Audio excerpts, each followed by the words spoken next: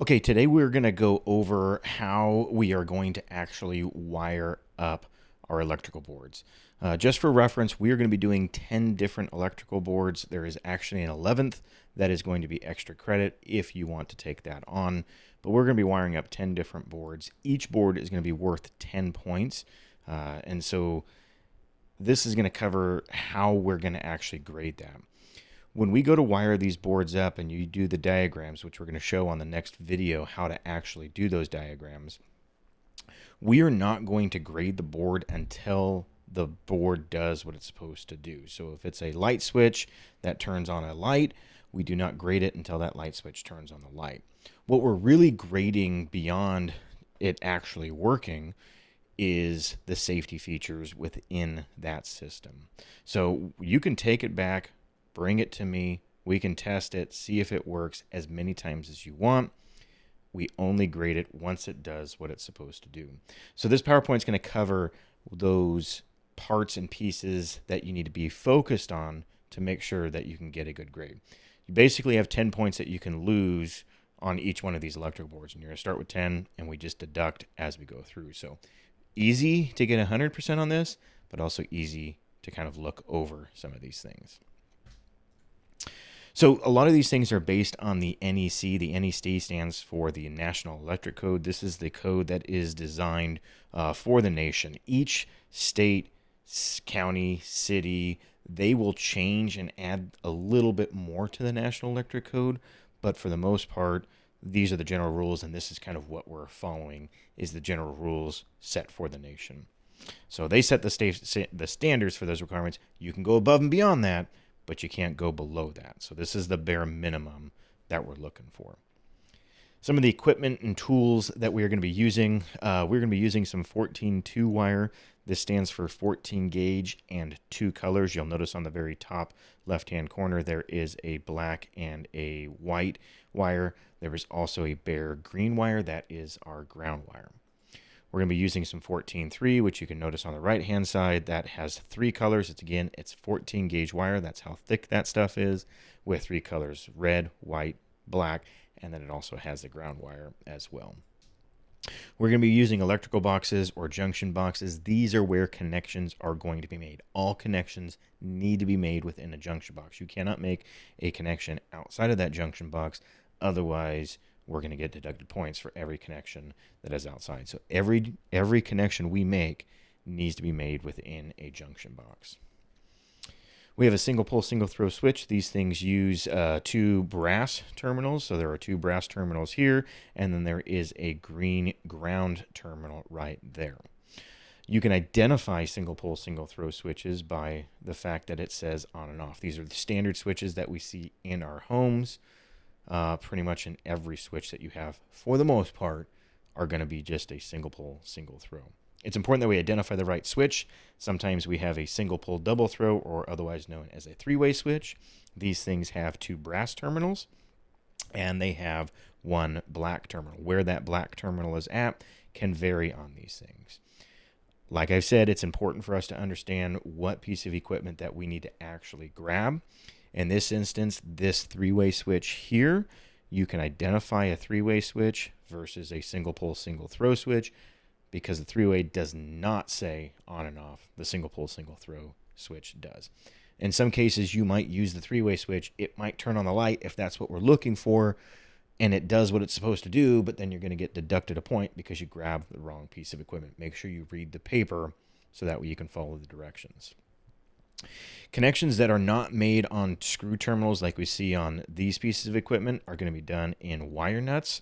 We're going to join wires together. The color of these wire nuts do not matter. The color indicates how many wires we can actually put on the inside of that. So how many wires we can bundle together. Sometimes you might be struggling getting these things tight. We need to make sure that we maybe up the size, and maybe that'll help. If you need help with wire nuts, let me know, and I can help you actually get them secure. You should be able to pull on these wire nuts and use almost all of your force, and that wire nut will not slip off. I will check them. If they are loose, it's 1 point for every wire nut that's loose. So if you have trouble with it, let me know, and we can help get them connected. But pull on them before we go and grade them. Pull on them and check them. If they fall off, that's a big issue. A lot of people lose points on those things because they can't figure that out. So I want to make that a point of emphasis. Those wire nuts need to be secured, need to be tight. Pull on them. They should not pull off. If they pull off, it's not like, hey, I'm not going to find it. You're going to lose those points. So you better do it before we grade it than after. We have outlet receptacles, otherwise known as duplex receptacles. These things have 2 brass terminals, 2 silver terminals, and it also has a ground terminal as well. We call it a duplex receptacle because there are 2 of them. This is just standard stuff that you would find in your homes that you're going to plug in for your cell phone to charge it up, so on and so forth. We have light sockets you can't see, but underneath that light socket, there is 2 brass terminals, 2 silver terminals. There is actually no ground terminals on these light sockets at all. So there's no green ground terminal that we're going to be wiring to. We're going to be using wire strippers in here. These wire strippers can strip according to the gauge of wire. Again, most of the wire that we're going to be using, or all of the wire we're going to be using, is going to be 14 gauge wire. So you find the 14 on there, you can strip those things back, strip that coating back on these. You can also cut some cables or cut some wires with it if you need to. If you have a big cable, something that these wire strippers can't handle, that's where cable cutters come in to actually cut those things. So sometimes the wire strippers aren't big enough. We use the cable cutters to get those done. On the bottom left-hand corner, you'll see that we have these cable rippers. These things are actually going to be used with this Romex wire. That's what that 14.2 and that 14.3 stuff are. There's a sheathing that's on the outside of this stuff that you need to cut back. And so the cable rippers can actually pinch in between and basically cuts it without damaging the wire. We can show you how we do that in class once we get into there. That's not something you have to do the whole time. You guys are going to get one set of wires, and basically you're going to strip the Romex back once, and then we're just going to reuse these things as we keep going through. So kind of the initial first day, you're going to have to do a little bit of that, and then after that, you may not have to do it at all. Now, not only do we have Romex wire, but we also have this stuff called individually stranded wire, or solid core or stranded wire, if that's what you're getting. You'll notice on the solid core or even the stranded stuff, it could come in rolls with different colors. So you get black, red, green, white, yellow, blue, whatever color that you're getting, that stuff comes in a roll. That differs from Romex, where you have either a 14.2 or 14.3. So you're either going to have a black and white and a ground, or black, white, red, and ground when it comes to Romex. You don't really get to pick. Where we use and see these different things. In Romex, we're typically going to be using that stuff in home applications, individually stranded wire. We're going to be using in conduit. As you can see up here, we've got a couple different types of conduit there. Those things are going to be in like schools and industrial applications, commercial applications. They typically need to do that. My dog's barking. So we have conduit. So all individually stranded wire needs to be ran through conduit. It is not going to be strapped down or secured at all. It just needs to be ran through there. You don't run Romex through conduit. Typically what we see, it could be PVC, it could be EMT. Within those things, it could be an flex armored cable. This is a watertight one right here. These are all different types of conduit, but it's all really the same kind of rules. It just depends on where those things are going to be ran to. If you're using Romex, you need to use these non-metallic cable clamps. And that's what you can see on the bottom right-hand corner here is a non-metallic cable clamp. That's going to secure that wire down. Those should be installed on the boxes. There's 2 screws. The cable goes in, and you clamp that down. One thing that is very important with these is that you need to make sure that if you're running Romex, you're in the non-metallic cable clamp and you're clamping those down. If you do not clamp that down, it's 1 point for every non-metallic cable clamp that is not secured down. So there's easy ways for us to secure them down, but if we overlook it, we're going to lose some points very, very quickly. This is a duplex receptacle. We don't want to do that. There are really kind of 2 different types of duplex receptacles that we see. Sometimes you might see one that's just going to have the 2 straight lines here. Sometimes you see one with a little horizontal dash taken out on that stuff. These things are designed for different size capacity equipment. So the standard one that you see most in your homes, this is going to be a 15 amp circuit. So these things are, general like TVs, computers, things like that are going to be plugged into there. This one right here is for 20 amps. So typically you might see these things in shops in different areas where you're going to be using high amounts of electricity. Kitchens would be another example. Some of that equipment takes a lot of energy. You might see some 20 amp outlets. 12 gauge wire is going to go onto these things versus the 14 gauge wire that you have on a 15 amp circuit.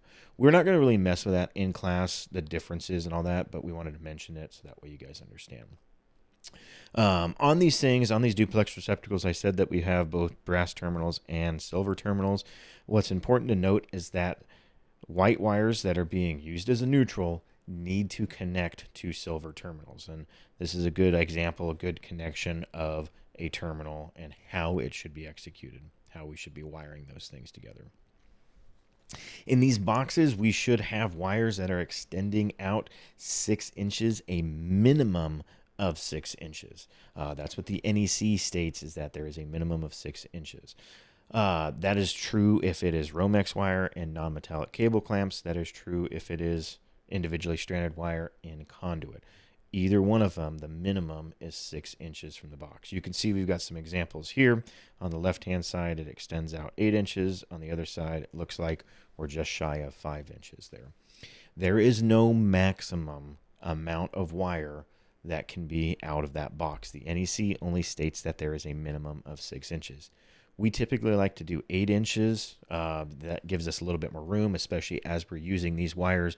Sometimes things break. That 6 inches is designed to make sure that we can actually make the connections, get good secure connections, and we have that room for it.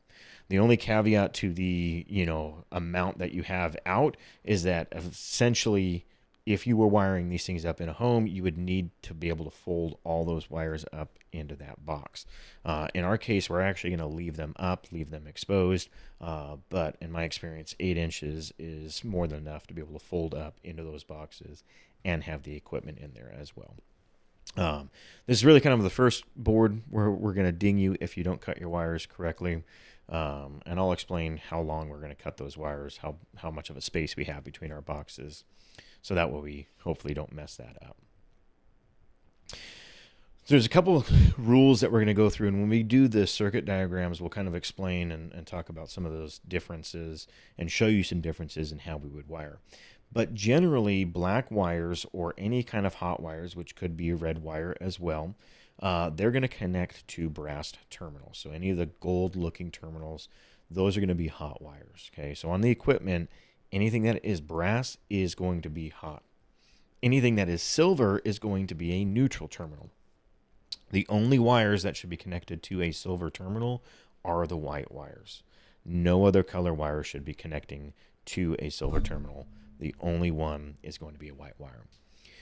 The exception to that rule is that sometimes white wires can be used as a hot wire. If that's the case, we mark that wire as hot with some black electrical tape. We're going to mark it on any terminal end. So if we have a wire coming up and it goes into a wire nut and leads on and carries on to another one, you're going to mark every single terminal end of those wires with black electrical tape, indicating that that wire is being used as a hot wire. Green wires or bare wires. So you could see in this example on the left-hand side, we have a green coated wire. If you're dealing with Romex, that ground wire is going to be bare. They are both the same. If it's green or bare, it is a ground terminal. And every single green screw, you can see there's a green screw here, needs to be connected to those ground terminals. Ground wires do not connect to anything else ever. They are always connected to only the green and bare and any of the green screws as well. A lot of times to be able to get these hooks on there, we need to strip these wires back. Typically, we talk about going 3/4 of an inch. So you can see on the left-hand side, this is an ideal amount of wire or coating that we should strip off. If you go too short, insulation is going to make a bad connection. If you go too long, like you can see on this right-hand side, we're going to have too much wires exposed that could come in contact and create a short circuit within a system. One of the best ways for us to actually get these things connected is to bend hooks in them.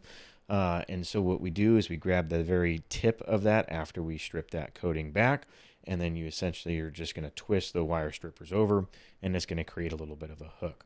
What you're going to see is if we take that ideal 3/4 of an inch and we bend that hook, we should see, if we draw a line straight across, that insulation is just barely past where the end of that hook is at. If we stripped it back too short, you'll notice how that insulation kind of curves around that the hook there. That's going to make a bad connection underneath the screw terminal. If we go too long, you'll notice how far past that insulation is hanging.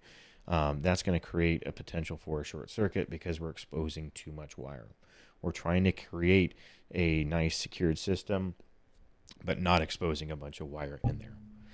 These are some examples of how we're going to actually hook these things on. One very important thing that people will often mess up with is when they're connecting them, they need to make sure that the screws are going, or the hooks are going clockwise on the screws. When we tighten these screws down, we tighten them to the left, so it goes, and the video might be opposite how I'm doing my hands, so let's try this. This is going to go this way, clockwise, okay?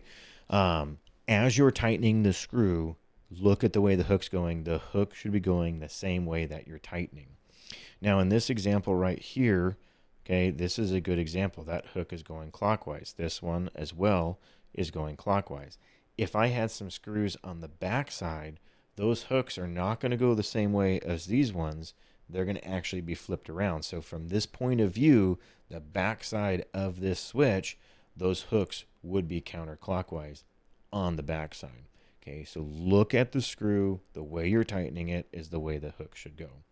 If they go backwards, like you can see the one in the picture on the right, that hook is going backwards. You're going to lose 1 point for every single wire that's connected that's doing that. Now, this connection right here is a good example of how they should be connected. The hook is not the insulation is not underneath that. We also don't have it exposed, like you could see here.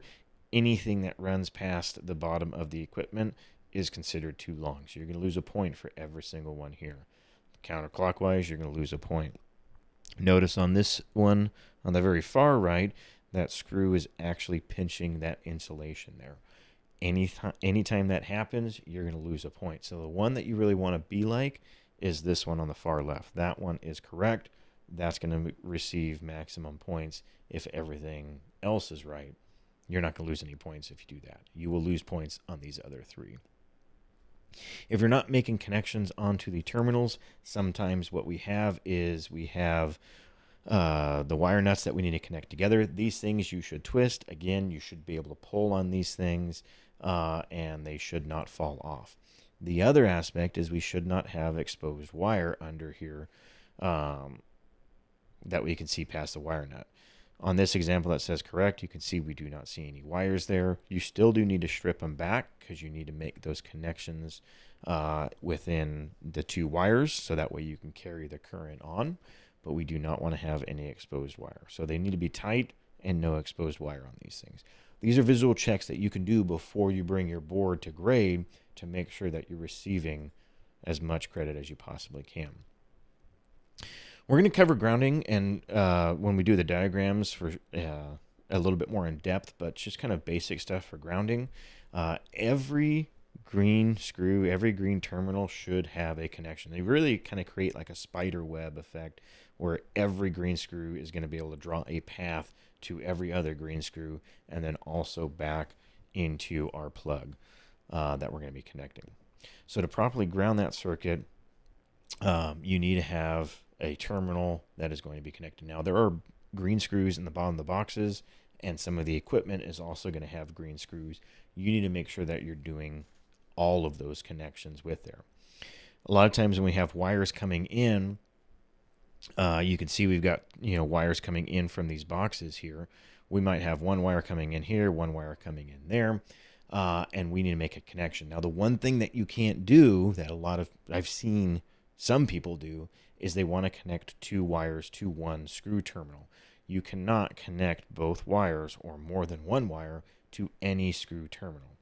So the proper way for us to be able to do this, to kind of expand that out, is to create what we call a pigtail, which is a 6-inch piece of wire that stays within that box. It doesn't leave, like where this Romex is going or where that conduit's going. It doesn't leave that box. This little piece is called a pigtail. What that does is allows us to wire all 3 wires together, and then it splits that power down into there. You need to have that. It needs to be connected. In this example on the right, you can see that it's actually not connected at all. That would be incorrect because that green screw needs to be connected to our grounding system. These pigtails can be used in black wires. So if you have 2 black wires that you need to split the power, you can use that. You can use them, the white wires or the neutral wires. You can use those things, pigtails on those. Red wires, the same kind of thing. You can use pigtails on there. You will see them most often on ground wires, but you can use them on other pieces as well. So that's kind of the basic stuff. This is kind of the things that we're going to lose points on, is kind of making sure that those are there. When we go into the diagrams, we'll explain those things a little bit further, how we're going to do that, and how we need to actually wire each of these boards out. But across all the boards, those are the things that we're really losing points on.